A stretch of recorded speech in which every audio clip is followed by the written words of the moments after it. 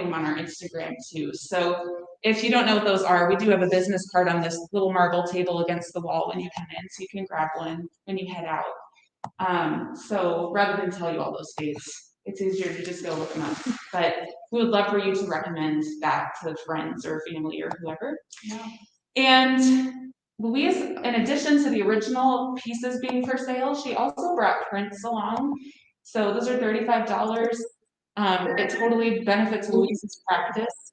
And so we just encourage you to look through the prints if you really resonate with one of these pieces. Am I forgetting anything? I don't think so. I'll let Leanne go ahead and introduce Louise briefly and how we connected, and then let Louise take it away. And there'll be a brief Q&A too afterwards, so hold on to your questions. Also, if you have, if you know of a group of people, like a community group or a classroom of people that you want to come down, we would love to host them in the space during our hours if possible. And if it doesn't work at that time, we can maybe work it out with one of us. Yeah, we're always happy to schedule. Yeah, we just feel like this show is so powerful. We want as many people to be able to see it as possible, to take a look at injustice and justice in a way that is biblical. And we're being bombarded with so many things in our culture that we really need to take a deep dive. And God is about justice. And it's something we as people of faith must be about. So I met Louise through a mutual friend of ours. Louise is a part of a artist collective called Christos Collective out of Colorado, out of Denver and Fort Collins. And I think they're all around the Denver Metroplex. Yeah. But it's all professional artists, contemporary professional artists. The woman who heads it up is a friend of mine I've known for 15, 20 years. But she said to me, I think you should meet Louise. I think you might be interested in showing some of her work. So I first looked at Louise's website, and I resonate with her work because my background is ceramics and sculpture, and she does a lot of really beautiful sculptural work. And I was like, yeah, I love this. And then when we spoke on the phone last June, she told me how to get to the hidden parts of her website where I could see bodies of work that she has created that really address issues in our world that need to be have a safe space for conversation, social type of issues. And so I looked at that and I was like, oh my gosh, yes, we would love to have, because our gallery is about creating space for conversation about issues that might be more difficult. And we are in a culture today where we're not being kind to one another in the dialogue. And so I'm a strong believer that art opens the shutters of people's hearts. And as Kelly said, it's a language. It is God. It's one of God's languages that He uses. So He's a creator, and He uses the language of creativity to engage with the emotional depth of our hearts. So Louise and I met, and actually when I picked her up at the airport yesterday was the first time I'd seen her from here down, because I'd been on Zoom with her. And I felt like I already had seen her, but it's like, wow, no, this is actually the first time I can give you a hug, or, well, you're not supposed to. Anyway, so I've just enjoyed getting to know her since June, and feel like I have a new friendship, and we'll continue to collaborate in the future on things. So Louise is originally from Chicago, and her husband, and her family lives in Fort Collins, Colorado. Beautiful, beautiful location. And I'll let her take it away from here. Oh. Well, thank you guys for coming out. I'm just going to scoop this up a little bit, because then I'm going to scoop over this way so I can, there.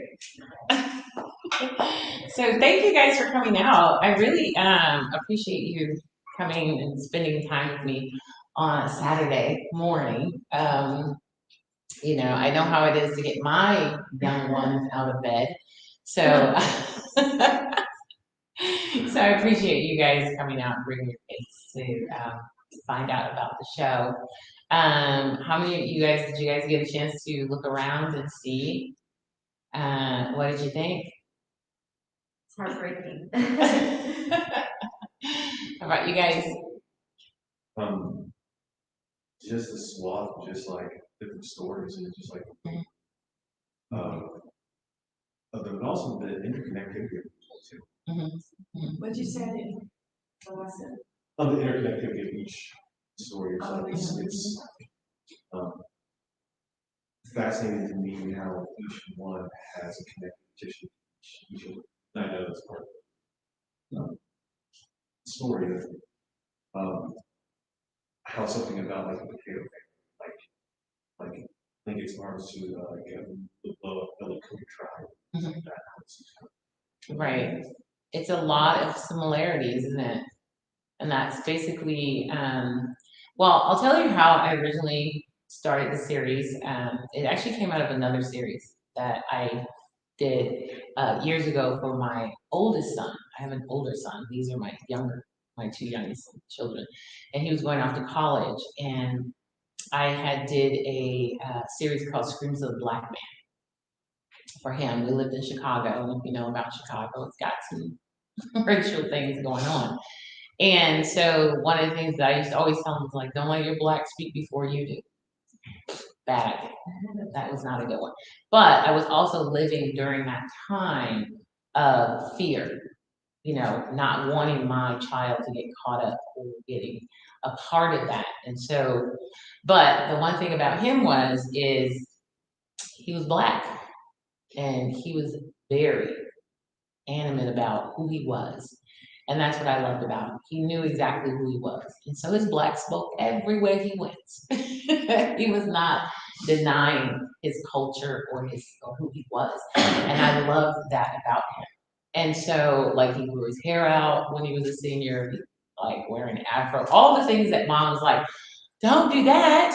Don't do that. Don't do the stereotypical things. And his thought process was what, this is what I like, this is who I am. So this is what I'm going to do. And if people don't like it or can't get with it, then that's not on me. And I thought, you're right, that's not on you. Because who you are is who you are, and you don't have to necessarily conform or adjust. And so that was a mommy lesson. Because a lot of times we're trying to get our kids to fit in a certain mold so that they can be more accepted into a world. And it's not just black mommies, it's all mommies. Because we were like, oh, if you look this way or change this, they'll tell you. I'm always like, put some pants on, take those sweatpants off, baby. But that's just it. We're constantly trying to fit our kids into these molds. And our kids are like, I don't want to fit into that. And every now and then we should listen.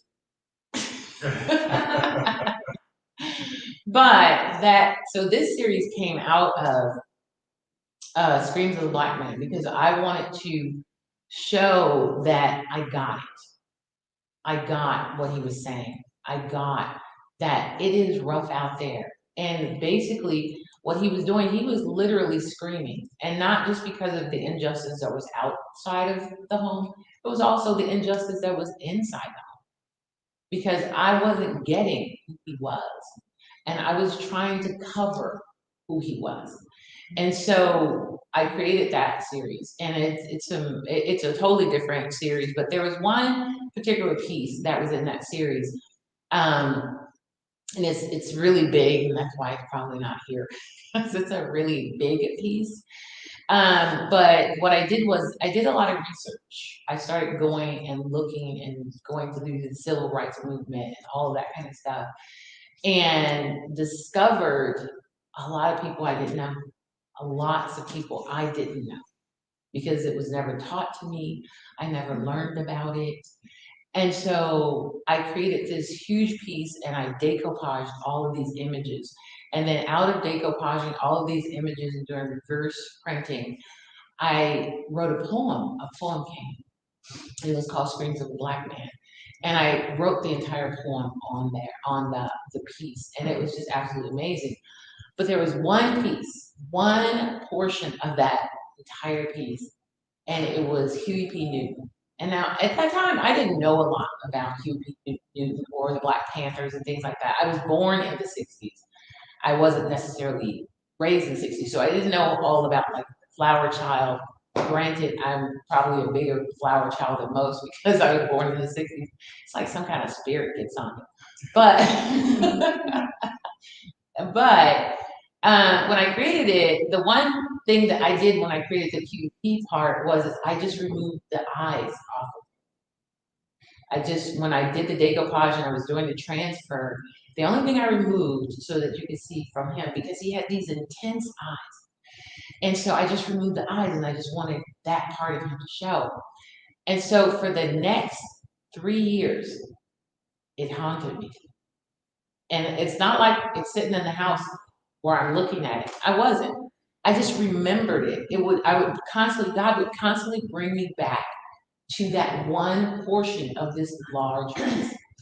And so finally, after 3 years, I'm like, okay, because I find that God gives me social conscious work, probably between 3 and 4 years. I'll get some social conscious work, and then I'm like, okay, social conscious work, what is it? What do you have me looking at? And then that's what I create. Hold on, I don't think did I start that one?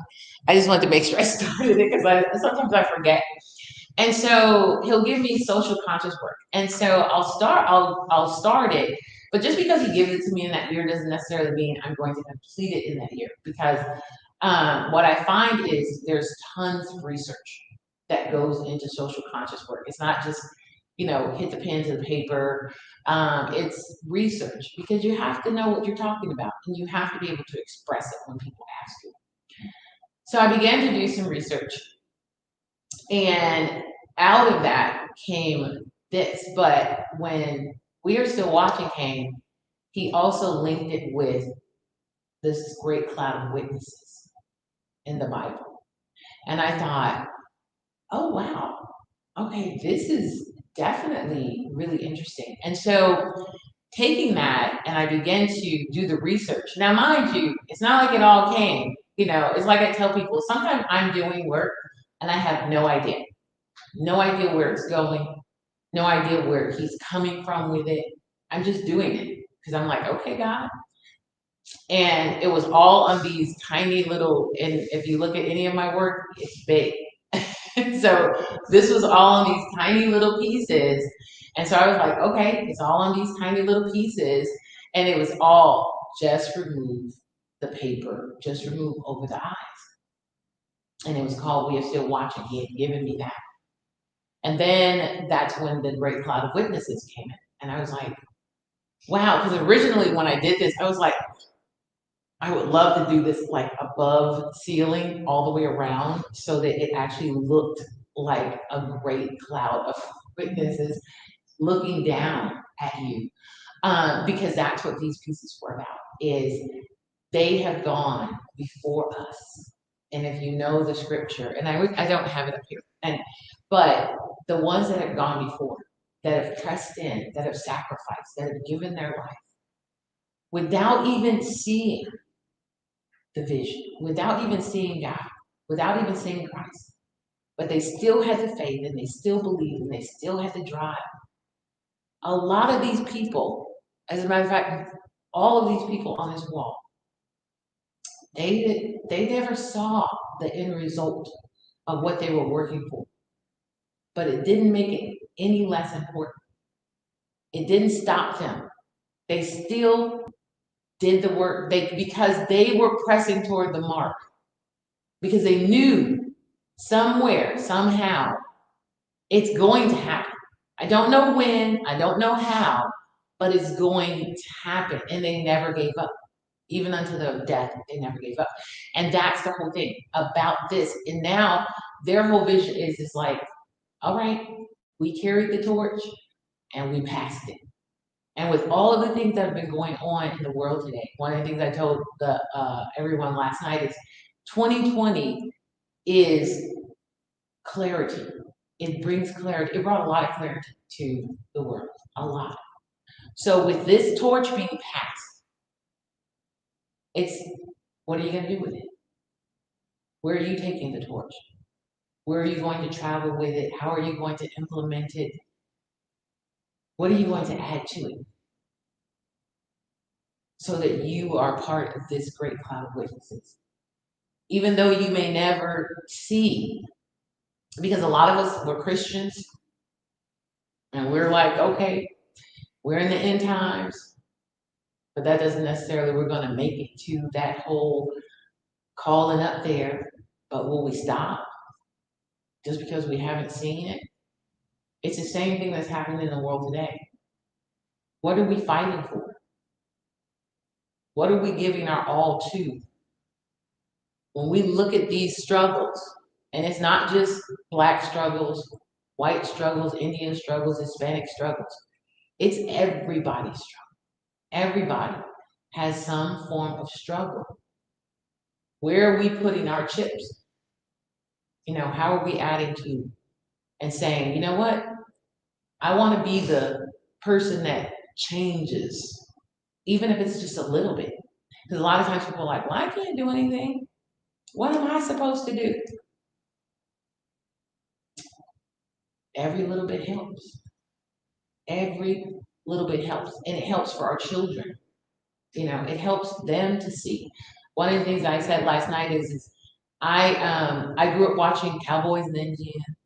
I grew up watching lots of different things, and it shaped how I perceived people, and it shaped how I perceive things. And that's what I think we have to be mindful of. What are our children watching? What are we watching? What's shaping our mindset? What's shaping our opinions? What's shaping their mindset? What's shaping their opinions? Even in school, what's shaping them? Are they getting the truth? Or are they getting what society is feeding them? As parents, we're responsible for all of that. We're responsible for the shaping of our children. It's like people are watching us. I always tell people, it's like, you never live for yourself. You don't. You don't live for yourself. You might walk around and be like, I don't have any kids. I'm chilling. I can do whatever I want to do. Somebody, somewhere is watching, patterning, and following you. Somebody, somewhere. So your life is not your own. It is a part of a collective. I just thought about Star Trek when I said that.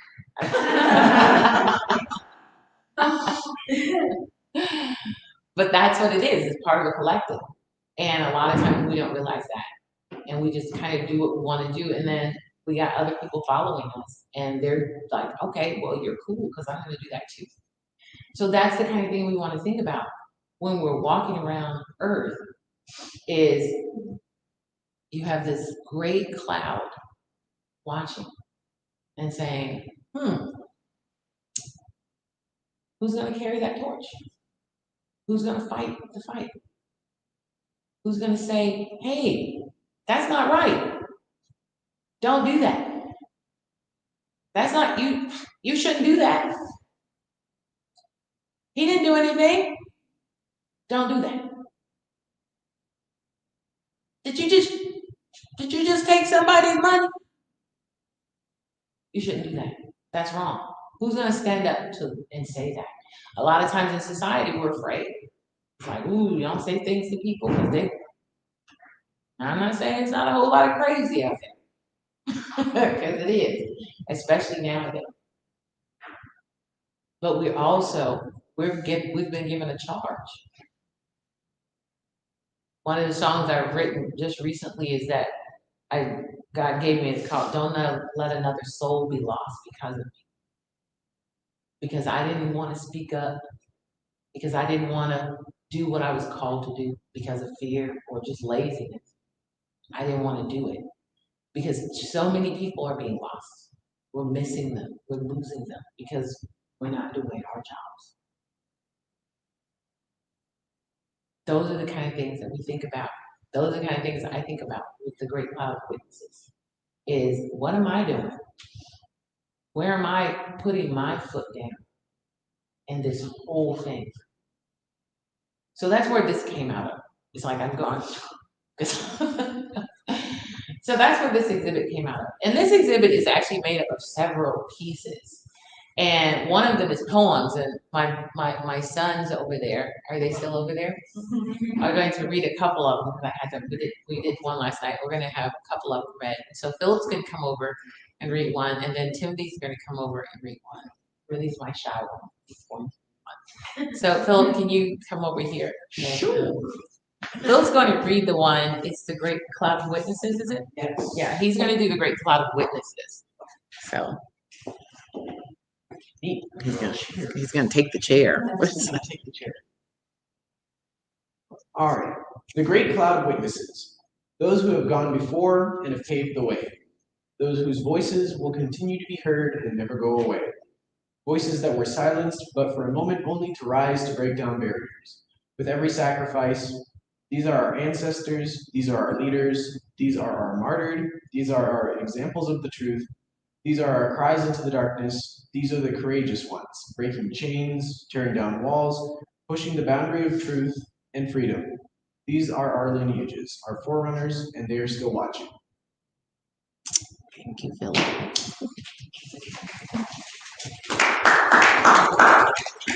Timothy. Timothy is going to do the You Can't Erase Us. Yeah.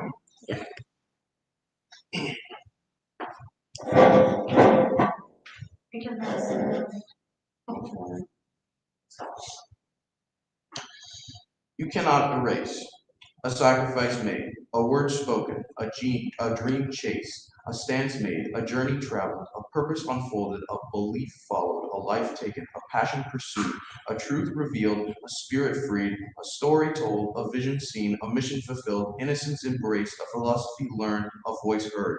You cannot erase a past, a nation, a race, a people.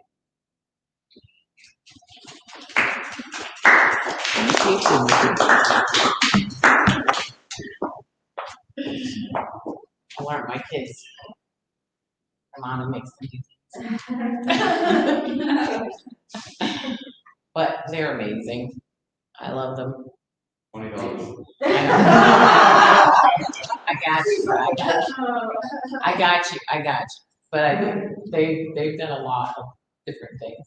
So, but I wanted them to read those because especially the You Can't Erase Us. One of the things that we talked about last night was how in our society we try to erase the past because we don't want to reveal the bad things. We don't want people to know about them.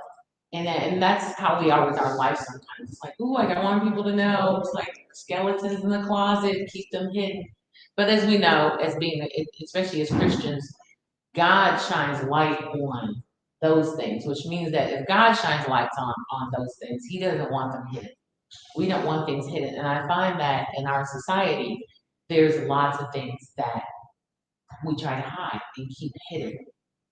And that's what this is about. One of the things that when my kids were in grade school, they wanted to get rid of the Tom Sawyer books because of Negro. Gone with the Wind, they wanted to stop. Santa Baby, I love that song. Not Santa, what was it? Is it Chestnuts Roasted? It's one of the songs, and they're like, oh, it's a violent song. Santa Baby. Right, it's a Christmas song, and they want to stop it. But some things are period pieces. Some things are meant to be because of history. And if you erase it, those who cannot remember their past are apt to repeat it.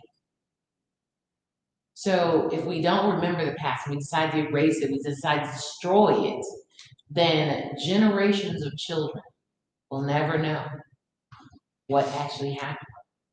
And that's why it's important that we don't. It's important that we add to the story, but we don't erase the story. Because that's what happened. The young lady over here on the wall that was part of the women's suffrage movement, most people didn't even know she had ran for president. She was the first woman to ever run for president. But why no one knows? Because they erased it. Why? Because they didn't want any other woman going that route. So erase it. So we don't have to deal with this anymore. Let's shut her up. Let's break her down. Kick her out. So now it's covered. So nobody knows. They just think today, ooh, everybody's powerful today. No, this woman was paving the way long ago. But people don't know that. Why? Because we allowed that. It's often said, history is told through the eyes of the victor. So they were victorious. So her history wasn't told. Don't allow them to do that. I know a lot of people are like, great, they're getting rid of this and they're getting rid of that. You have all these voices pushing for this kind of stuff. That's not a good thing. Because then you'll have children 20, 30 years from now wondering why they didn't learn certain things in school. When I did this exhibit in Fort Collins, I did outdoors, and I had tons of people coming to me. Because for years, I'm like, man, they robbed us of our history. We didn't learn any Black history in school. You know, we got the Black History Month. Did you guys get Black History Month? Yeah. Learned your Black history. What was that? Rosa Parks, Martin Luther King, right? Okay. But that was it. And so, you know, Black people was like, man, they robbed us. We didn't get any history. So we did most of it when we went to college and learned the different things. And then we really got mad because we really didn't learn anything. You know, our inventors and all of this kind of the scholars. And then I do this exhibit in downtown Fort Collins. And if you know anything about Colorado, it's not a whole lot of us out there. So that means I'm talking to a lot of young white kids. And they are telling me about the things that they didn't learn. One young guy, he was pretty much in tears. He says, I just learned about the Tulsa race riots, Black Wall Street. And that's when it dawned on me. We have all been robbed. We've all been robbed. Not just Blacks, not just white, Indians, man. We, everybody. We've been robbed of American history. They've taught their form of American history, but they didn't teach true American history. We've been lied to. Because by not teaching the full American history, we've cheated every individual in this country out of knowing everything and everyone. Now, can you teach everything all the time? No. But by omitting truth, because that was what was omitted. The Tulsa riots, oh, that definitely didn't want to get that. You don't want people to know that. It's like they already know about slavery. Wish we could have hushed that up. But to let them know the things that were really done, even after slavery was over, can we cover some of that up? Is there a way to cover that up? And then you have people tearing up things after the riots. It's like, no, don't tear the monuments down. Because they tell you a story. They don't tell the whole story. And they don't tell the truth. They tell half-truths. So add the rest of the story to it so that we can know the whole story. So our kids will know. Because I believe that by telling the whole story, you can eliminate some of the racism. Now, can you just destroy it all? No, because people are people. But you can eliminate some of this by telling the truth. Because lies only breed more lies and cover and all that kind of stuff. But we want our kids to know the truth. And so that's what we should push for, is we want our kids to know the truth. Don't erase. Don't let them erase it. Don't let them erase those things from history and memory. I feel that the kids today have more information than a lot of us ever got growing up. And I'm grateful. I mean, I'm not big into the whole social media, internet, all that kind of stuff. Because they do sit there like, but these kids have more information than we have ever gotten. And that's a good thing, but it's something that we also have to steer. So that we know what they're intaking and what they're learning. Because just like there's truth on the internet, there's a lot of lies on it. And so as parents, when we go into these schools, we need to know what they're teaching. I remember my son brought a book home. It was a history book, and it kept saying, it said, The Bad White People. And it was during the westward expansion. So it's like you go from one extreme to the other extreme. Now you're pouring out all of this white guilt, you know, and that's not healthy. That's not what needs to happen. You don't have to tear down one race or society to bring up another. And that's not what this exhibit is about. This exhibit is about bringing out the truth and waking people up and making people aware of, wow, I didn't know all of this. I wish I had known a long time ago, and now I want to make sure that my kids know. That's what this exhibit is about. Is I want to know, and then not just this, I want to know what else I've missed. I want to know what else I haven't learned about. That's what this exhibit is about waking people up, waking their spirits up to find out, what wasn't I told when I was coming up? What didn't I learn in school? Because as I go through the internet and as I talk to people, I learn more and more about how much I don't know, and I want to. So this exhibit, even though it seems like it's complete, isn't. There's so much more that's going to be added to it. So many more people that will be added to it. So many more doors, because the doors are our example of man and humanity. Doors significant. I can never say that word right. Signify. I know, and it's like in my head. I didn't get it right last night either. So signify. It's like I'm like nailed out. Okay, so twice I didn't get that word.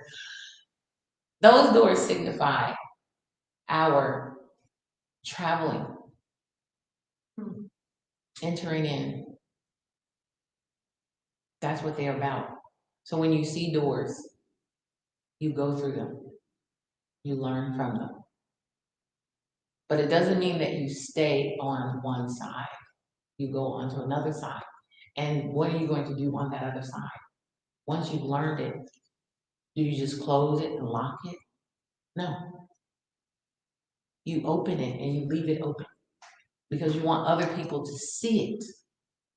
Not to say, oh man, that was awful, what they did to those people. You know, no. You leave it open because it's exposure. Expose it so that people can say, hey, that was wrong. I don't want to see that happen again. How can we change it? Because it's still going on. The piece right here. If you shoot us, will we not die? That stayed in my mind.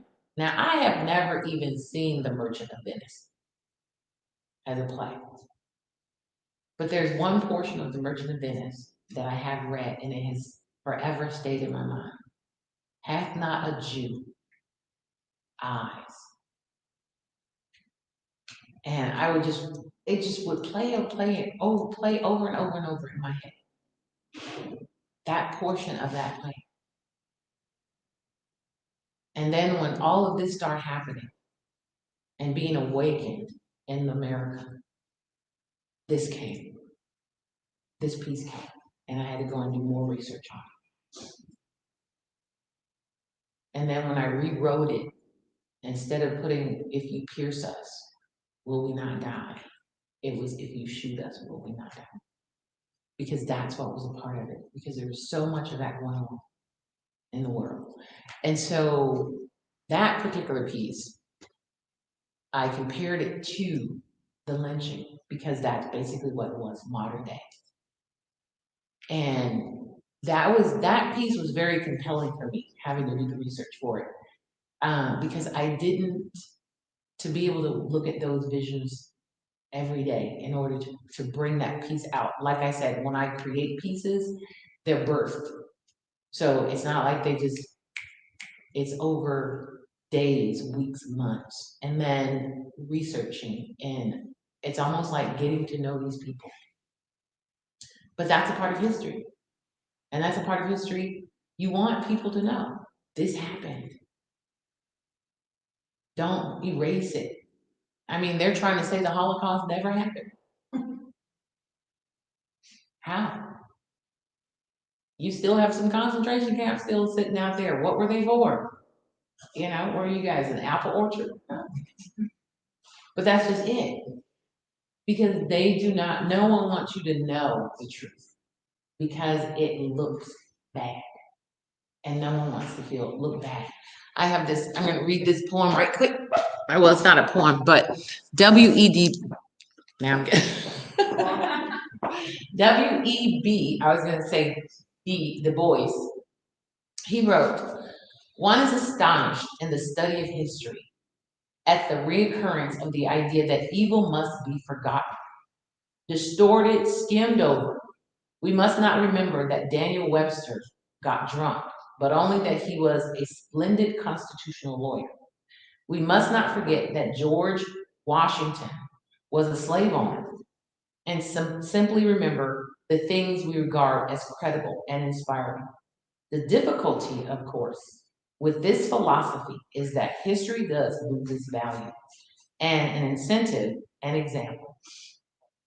As an incentive and example, it paints perfect men and noble nations, but it does not tell the truth. It does not tell the truth. When history is told through the eyes of the victor, it's not always the truth.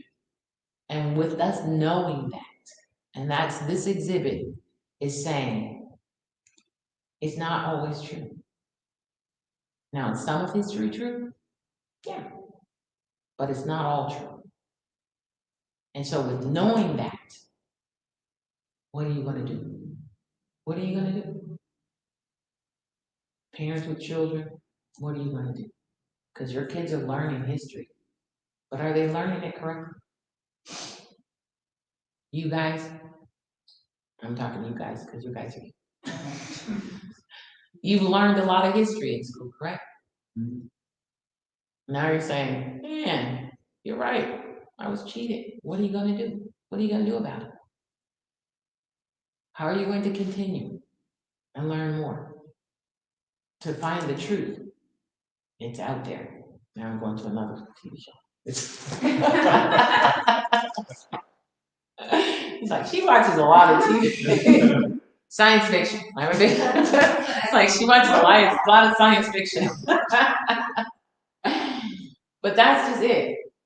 Now that you know, and it's not like you didn't know. It was more, I knew, but I didn't know what to do about it.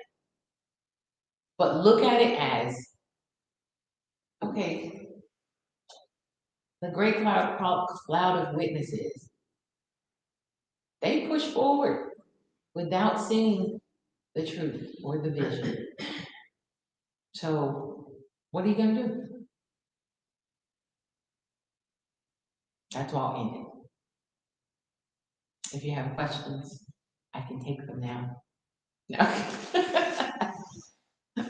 Well, you know, I have a comment. I think about this often because I think what opened my eyes to more world atrocities is when I began to travel around the world and I began to read history. And that was when I was out of college.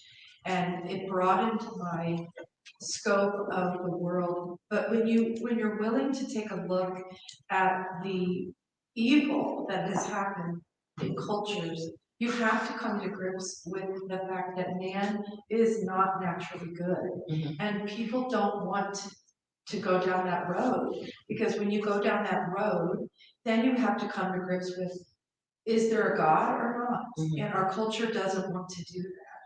And so I think that we like to, all ethnicities, we don't want to deal with the ugliness because we don't want to really admit that human beings have the capacity, all human beings, myself included, Right. have the capacity to do evil, extreme evil.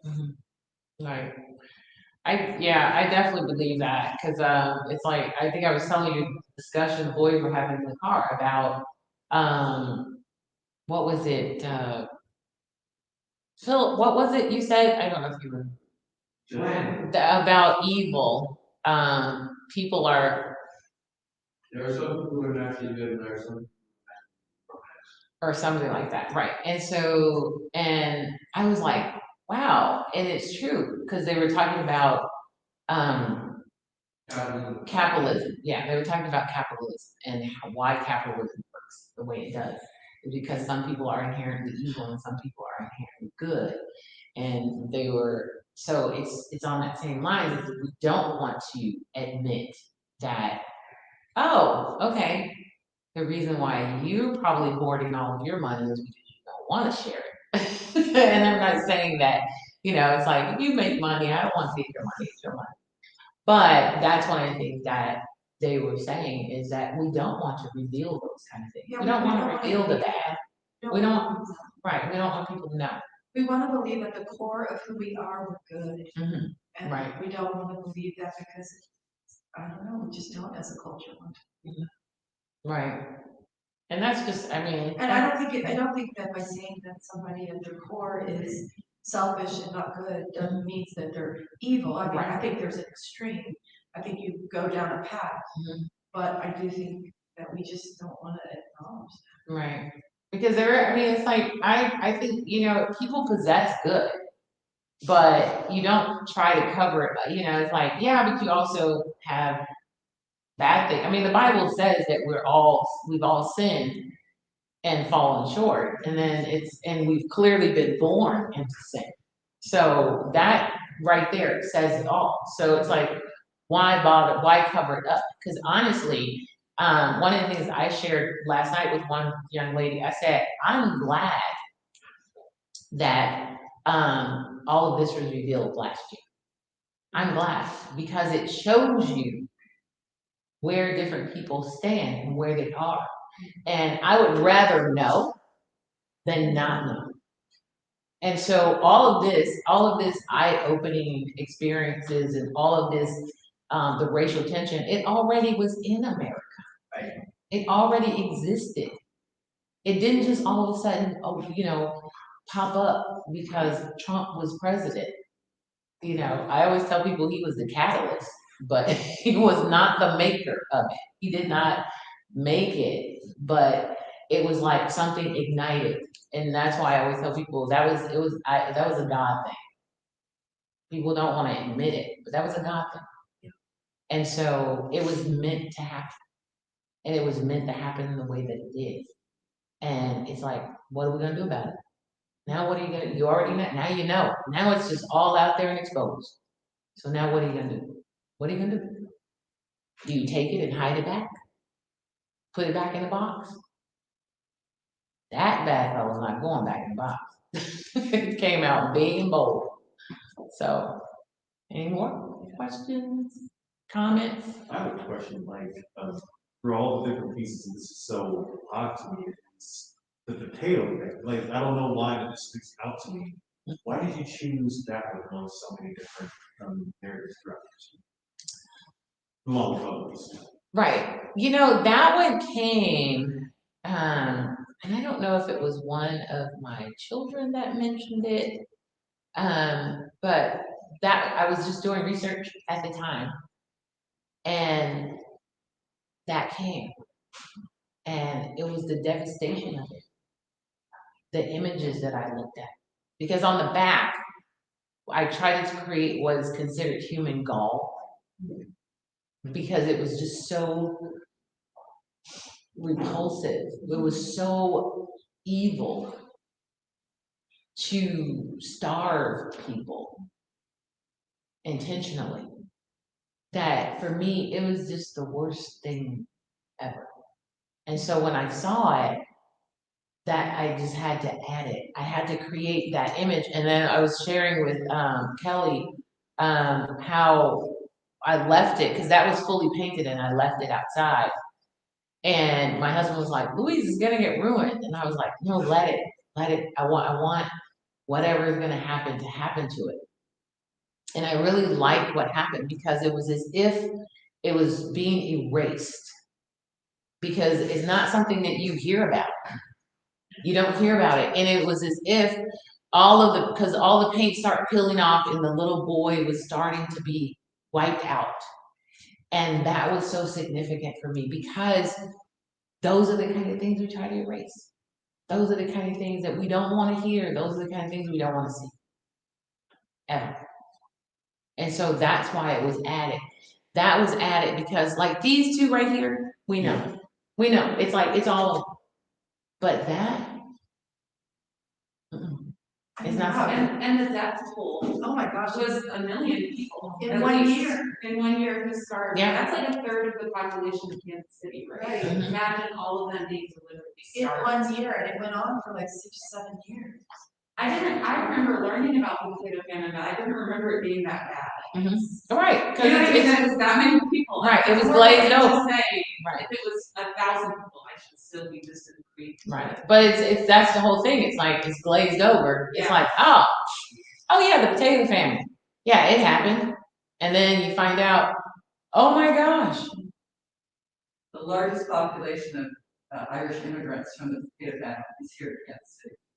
That's why we have a very large Irish, parade. It's because they came here to survive. Right. I didn't know that. Wow. There was history over there. I have a comment / question. Mhm. I guess, like, I had a unique perspective along with the gallery staff of unboxing this work, and you don't fully understand the show until you're with it, right? Mhm. We had read about the concept, talked about it. And I think we were kind of almost lucky that by accident we installed the doors in the middle and had the cloud of witnesses surrounding them. I'd love to say we really carefully thought about that, but it just ended up working out. But I think one of the things that I love so much about this work is that you cannot ignore the doors, Mhm. right? Like they're right there. They're large. They're very Pronounced. in a way they confront you. But what you have to do, I love that you mentioned that you don't typically work small, Mhm. but here you have all of these smaller pieces. And what you have to do is come close Mhm. to see them. You have to come in close, and these are the individual lives. Mhm. And that's, I think obviously we have to know and look and walk through these doors, Mhm. but where we really begin to experience, I think, empathy and the desire for change, Mhm. and it is to know individual people's stories, Mhm. and to kind of carry them with us. Mhm. And something that I really love is I've been really affected by the teaching of a Bible teacher named Tim Mackey. Mhm. And he talks about how in Psalm 1, there are the two trees presented, and that people are trees. Mhm. And you can be a tree of life to someone, or you can be a tree that brings death to someone. And what you show in your life, you have fruit. You bear fruit of some sort, one sort or another. And trees do not eat their own fruit. Yeah. Other people come and take the fruit from the tree. And I think it's what I love so much about this is it feels like when you see faithful witness, even when the person is gone, it's like you get to come close and eat the fruit and take it in as nourishment, and then hopefully bear the fruit of that forward. Right. To be a tree of life. And so I don't know if that's like too overly, that's my observation. Right. I love this work, and I love that it beckons people to come close. But I was gonna ask you if you could come up with one or two of these folks whose story, that as you learned it, you were deeply affected by it, or it was like a turning point, or I know that's a broad question, but a couple of favorite stories or people on the wall for you. I guess Maximilian was and he's right over here. yeah, that's Maximilian. His story was probably the most profound for me, because I discovered it in church. a pastor was ministering and he was talking about this man, and I thought, who is this man? Who is Maximilian? And so I looked him up and found that this guy sacrificed his life in a concentration camp for a Jewish man who had children. And he wasn't even Jewish. No. Right? Yeah. He He wasn't, was a but Catholic priest. he gave his life instead. And so that was very powerful for me. I mean, it was like nothing I had ever encountered aside from Christ for someone to give their life for another person. And so when I did the research for his life, I was like, oh my gosh. This and those are the kind of things, it's like people that do that kind of stuff, it affects me deeply. The other person probably would be Marian Anderson. I love her. I love the road she traveled to become who she was, but understanding the backstory of what it meant to be Black during those times. My heart goes out because even though she accomplished and achieved so much, when I read about, she ended up singing on the mall, I can't remember, but they wouldn't allow her to sing in a certain place, and because it was owned by the Daughters of the Revolution. And Eleanor Roosevelt was a part of that, and she denounced her membership because of it. And the following, then they were like, hey, come on, you can sing here. She ended up singing at the Met, right? Right, she sang at the Met, but this was I have it written on there. They didn't want her, they wouldn't let her sing at this particular place because they owned it, because they didn't let Black people sing there. And Eleanor Roosevelt was like, I don't want to be a part of this organization if this is how you are going to treat people. And so after that, then that's when they were like, hey, wait a minute, she can sing here. You lose Eleanor Roosevelt. But so, because I understood her struggle. And even though people are like, oh, you know, Mary Anderson, she was the first woman to do this. It's like, but I get the backstory of what it took for her to get there. And even when I see her sing, I could see the struggle all in her face. I could see her story as a Black woman in her face, hear it in her voice. And so her story stands out for me. Baldwin, love him, you know, it's like I met him, you know, and not saying I met him, but I met him in my life later. But would have loved to sit down with that brother. Love to. Because of who he was and how he viewed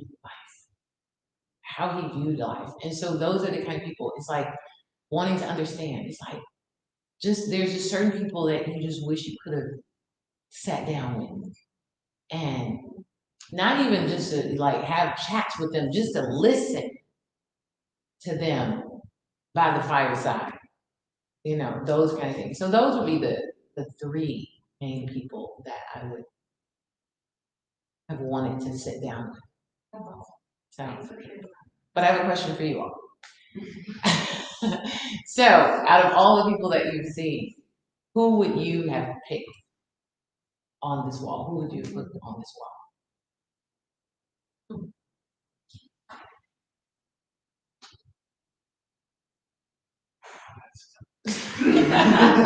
Good luck.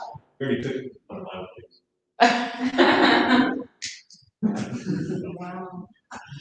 Wow.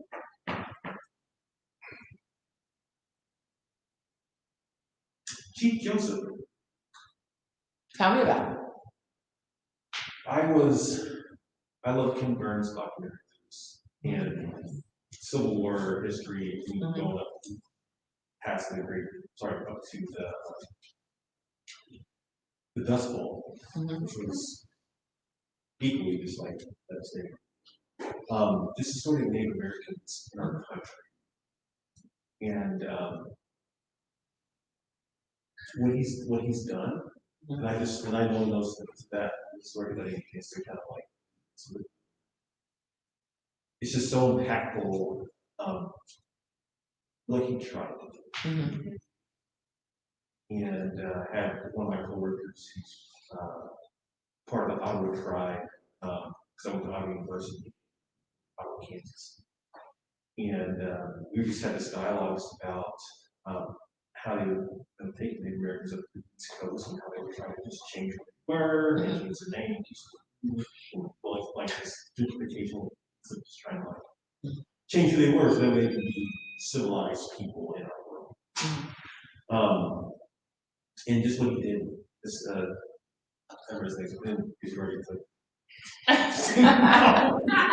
I said ball in front. You did, and it's fun. Right. But you can tell, you can always be like, because you might have loved him for something totally different. I was introduced like it was like I watched the documentary. I'm like, Okay. how did he how did I not cross paths? Exactly. This him on, and you spoke that for sure about how he was kind of omitted things and how he's, or we just like going to a school that's predominantly black, and you have all these men and women who went through the '60s and stuff who were my teachers, and so like Black History Month was like Black History. It was for real. It was like we sang all the songs. It was like 3 hours long in middle school. So, but it's so funny. You threw out all those different stories, like his thing never came up. Yeah, yeah. So, lots of things omitted, even in black colleges. Yes. Anyone else? I made an audible noise when John picked Chief Joseph, so I was like, that's. So I'm just gonna like keep it as Chief Joseph. Very. Because one of the, especially after you said maybe it's for something different. Mm-hmm. And I grew up in Northwest Iowa we're on Indian land here, but like my dad was always he would drive me, there were some sacred sites still marked, like not 10 minutes from where I grew up, and my dad was like, this is where this land came from. This is, he was consciously trying to make sure I understood that. So from a young age, I think, as there's this, I can't speak for every white person, but there is this feeling when you first become truly aware of the gravity of the privilege that you have and the horrible injustice that's been done in the name of that. And I remember having that as a child, and I learned Native American history from my dad. And so I have a special love for their stories and trying to learn more.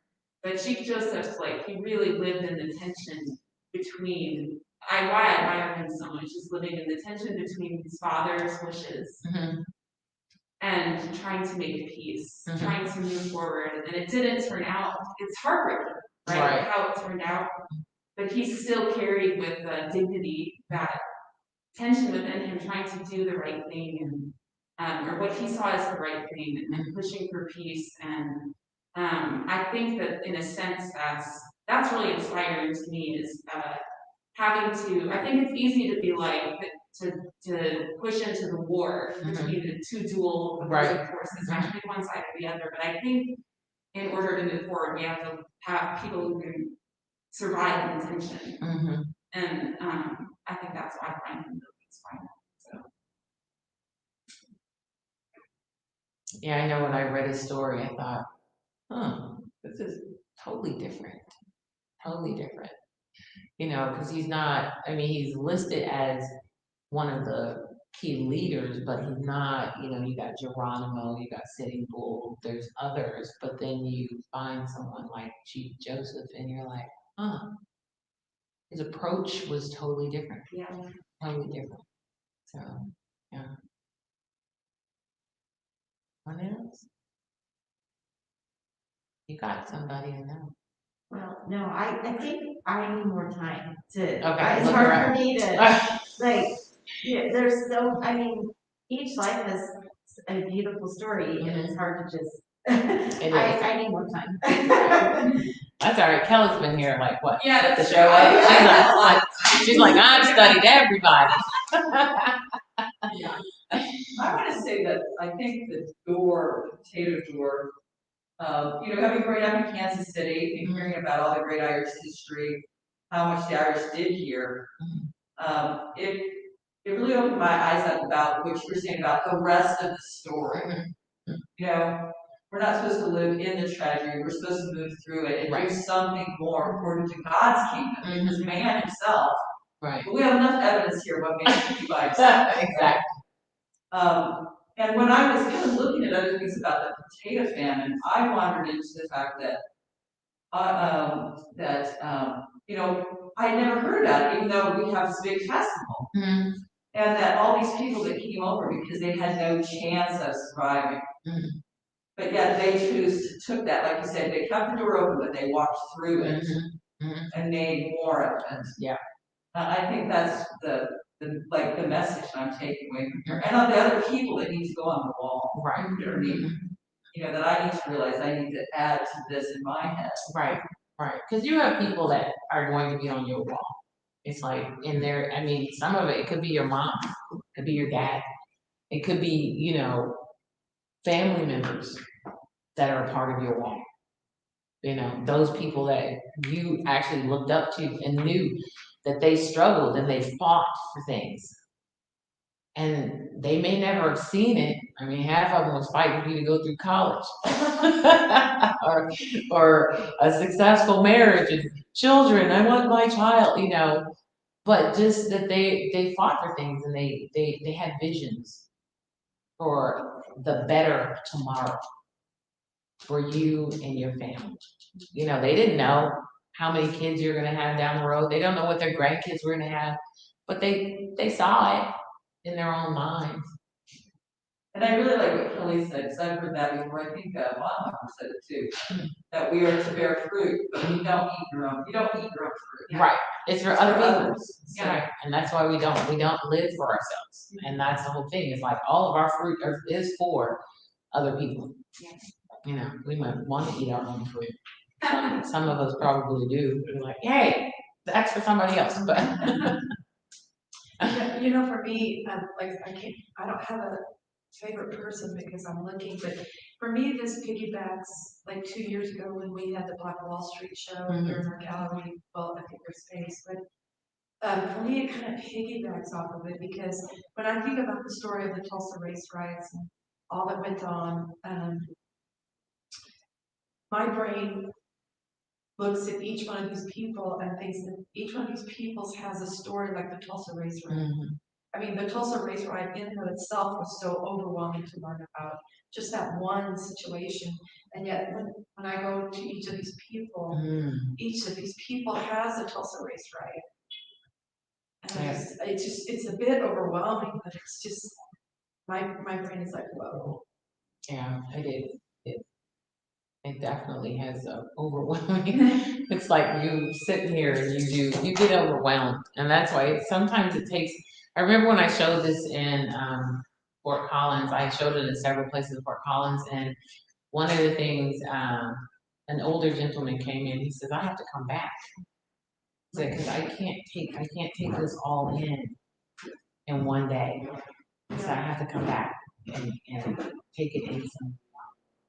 And that's because it's a lot. I spent a summer in Mongolia, and I know this is strange, but Genghis Khan, he was treacherous. He had the largest mass quantity of land of any leader in the world. And when we traveled from one end of the country to the northwest, you would see these massive, bigger than this room, circles with stones, half in the ground and half above the ground. I'm talking massive stones. And the Mongolians with us, I said, what is this? Because it's incredibly intentional. It's a huge circle. And they're Han burial graves. And as you go this way and he conquered, that's what they did, is they killed massive quantities of people. They buried, that's how they buried them. And such a picture and image of just evil, of killing. and I just think, for me, my brain just goes worldwide with all the atrocities. Right. Exactly. Well, I just want to say thank you, Louise, for your work and your generosity and for sharing so much of your heart behind the work with us. And if any of you have questions you didn't want to ask in front of people, Louise is here to that happens sometimes. Yeah, Louise is here to answer them. And I have one thing, just blank. I have one more thing. Oh, we've been working as a gallery team on trying to compile kind of a reading list related to the Doors. And I think we may, if we find there's biographies, certainly, and lots of, and obviously some of these folks are authors on the wall, like James Baldwin or but we're compiling kind of a list of story, both like historical, nonfiction books about Wounded Knee, for instance, or whatnot, but then also collections of fiction by Native folks or by Black authors, etc., poetry, all kinds of stuff that we're just kind of compiling. It's not by no means a complete list, but we're kind of putting our heads together and thinking about some books, and we're going to make that available on. It'll probably be on like our social media. Yeah. So if you want to check that out, you can. If you want to press further in, because we were just having conversations about formative books that we've read on these subjects, and so. If you're interested in that, you can watch our social media over the next couple weeks. But feel free, we're going to be setting up for another event tonight, so you have time. You don't have to be chased out of here. If you want to spend some more time at the work, please do. Please take your time. And then again, we have the extra open hours. So if you have any questions, let us know. But let's give Louise a big hand.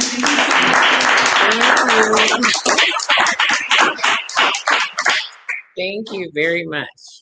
I'm just going to put a video on while you guys are walking around. This is this was actually a song that was written that goes with this. So I'm just going to put this video on.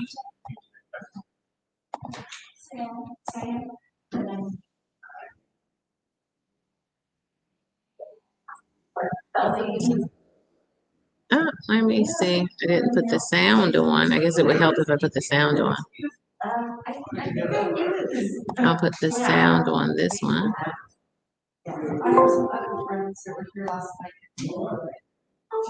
That's fun. What do you see?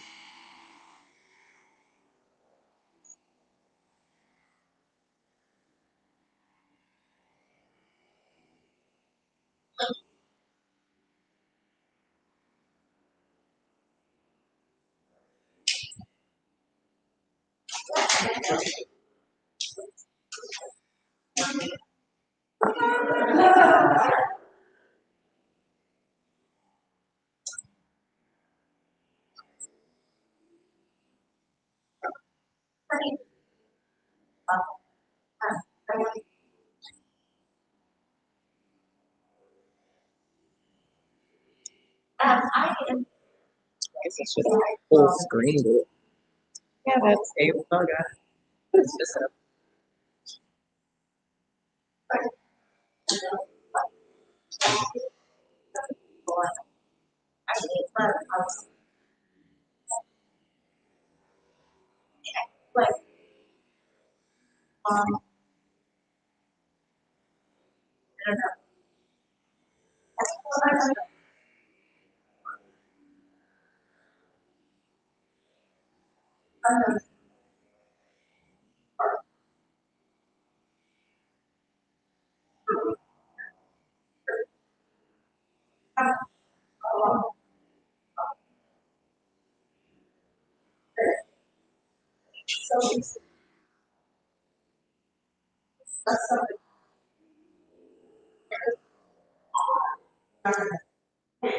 Oh, that's fun. That's very nice.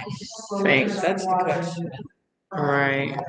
Well, that's the one that goes with this exhibit. This particular piece, is this song goes with that one.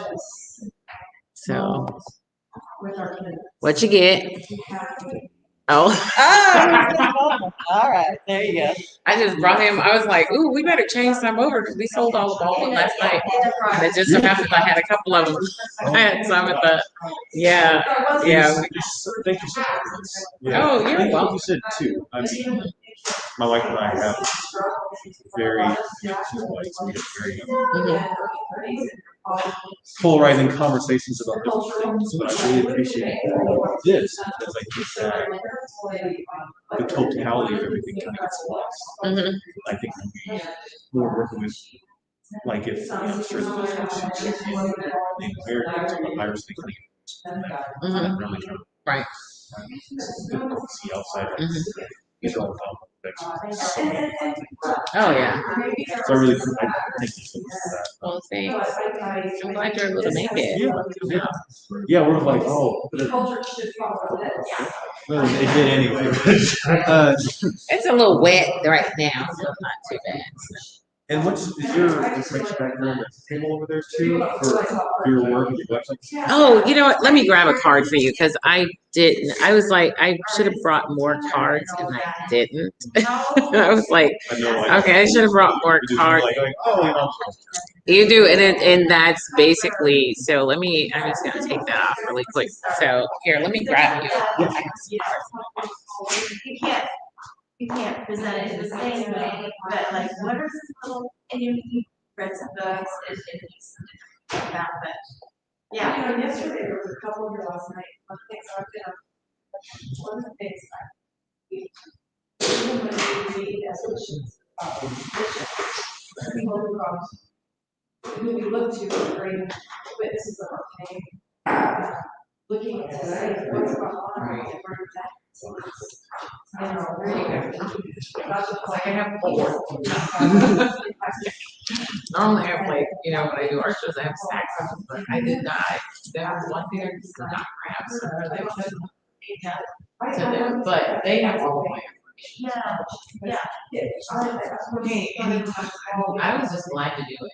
I was Sure. glad to do it. And Kelly, you know, wanted to add that whole educational aspect of it. She did all of the QR, I can call them QVC. That's fine. People know what you're talking about. It's like, she did all the QR codes. Like, yeah, I did more educational ones. Because I was counting it, and I said, there's not only have to go around telling people, everyone is. This is fantastic. Well, I know I would want to go through and like, time, and I was like, well, let's just make it easy. Right, because we had talked about like when you go to the loop or something, you have your headphones on and you go through, and so this is so much more.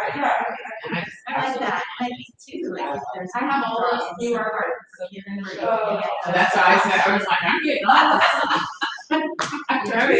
Because, one of the ones we do. I know. Extra level. You can point your out. It's like, And the sticker on his iPad, on any web page, and you go to the send, like, you're gonna send it to someone, there's a save QR code right there on this. Okay. Oh, very nice. So actually, they're not too tricky. That much, I mean, but when we cut them as like, because we had them with everyone's name. But we didn't want to have switch text, so it's like, do not lose. You'd be like, oh. When it's in the wrong part.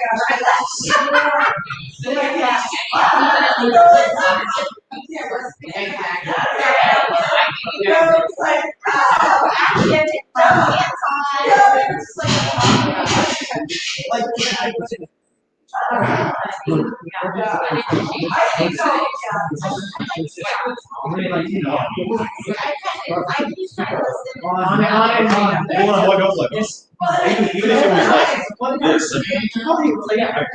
I mean, yeah. It's funny that it's all around here. But it's, like I said, but it's like now, you know, there's a wealth of people to learn.